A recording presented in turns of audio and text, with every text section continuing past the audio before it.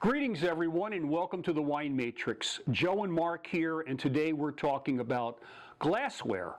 There's a lot of videos out there on glassware. Some of them show you the proper way to hold a glass, and some of them show you what they think is the proper way to hold a glass. Some of them are good, some of them are not so good. But what we're going to do today is we're going to talk about glassware, and we're going to talk about how to properly hold glassware. All right. Generally, our white wine glasses have a little bit smaller of a bowl on them, and our red wine glasses have a little larger of a bowl on them. But for this purpose of demonstration, we're going to use our white wine glass, which is the glass I actually prefer for both red and white wine personally.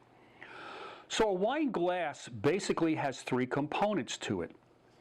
It has a base, it has a stem, and it has a bowl. The base obviously sits on the table. The stem is for picking up, and the bowl is for holding the wine. What we want to do is hold the glass properly once we put the wine in. So what do I mean by that? We quite often see people holding by the base. They might swirl around, they might sniff it, they might have their nose up in the air. This is what I call wine snobbery. This is pretentiousness. We don't want to do that. First of all, picking it up and holding it by the base looks kind of stupid. Secondly, you can't set it down on a table without taking your other hand and setting it down. And therefore, you can't pick it up by the base without using one hand to grab the stem and then hold the base. So why go through all of this extra work? Besides, we need this hand to be able to talk and to be able to eat or do things with, right? So this hand is very useful. So let's forget the base.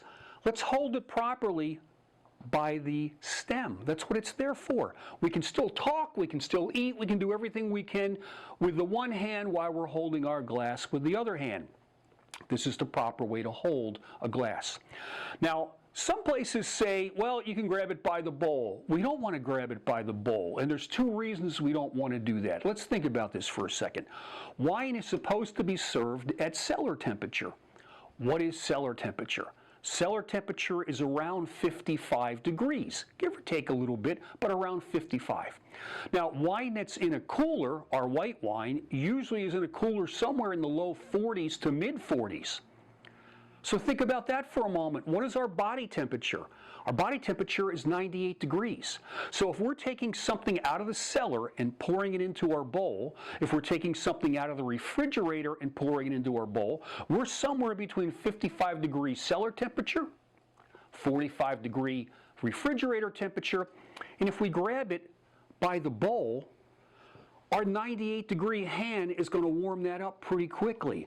Whether it's white wine or whether it's red wine, it's going to warm the wine up. We don't want to do that.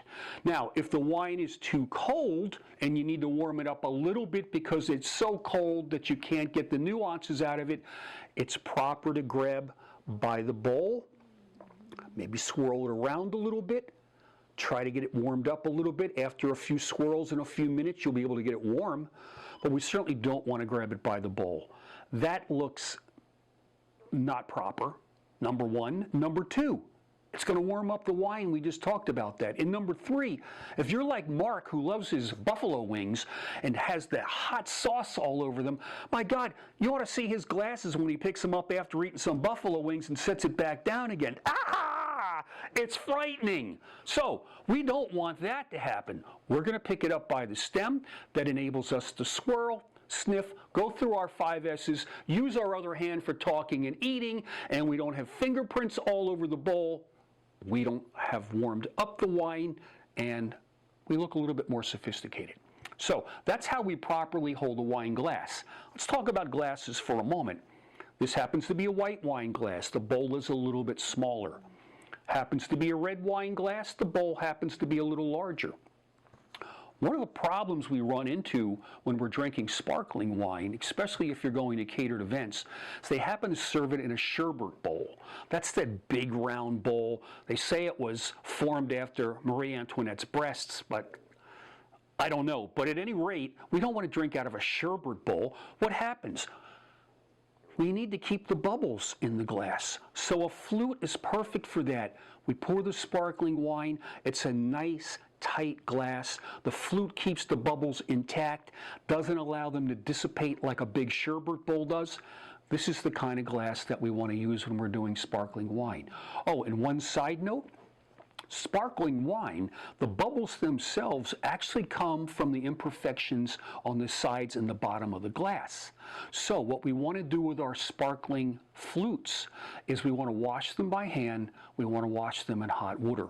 We don't ever want to put them in the dishwasher because the dishwasher has this sheeting action, and the sheeting action actually covers all the imperfections and all the crevices that are in the bowl.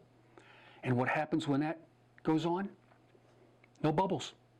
If we cover up the crevices and the imperfections, we have no bubbles. So it looks like we've got flat sparkling wine when in reality we really don't. So we want to wash our glasses by hand in hot water. Besides, the alcohol is going to kill the germs anyway, and that way we're going to ensure that we've always got nice sparkling wine in our flutes. Oh, and there are other glasses out there too. They're called stemless flutes. These stemless flute glasses are absolutely perfect for candles, for loose pocket change, and for putting a goldfish in there and creating a small goldfish bowl. They're not good for wine. Why? Simply, we're grabbing a whole little bowl with our greasy buffalo wings and making a mess out of them and warming up the wine, and we don't want to use those glasses. We want to use the real glasses. So we hope you've learned something today on the Wine Matrix. We'll look forward to seeing you on the next episode. Happy New Year to everyone. Stay well and stay safe. Thanks for watching the Wine Matrix. If you enjoyed it, please like and subscribe. We'll see you next time.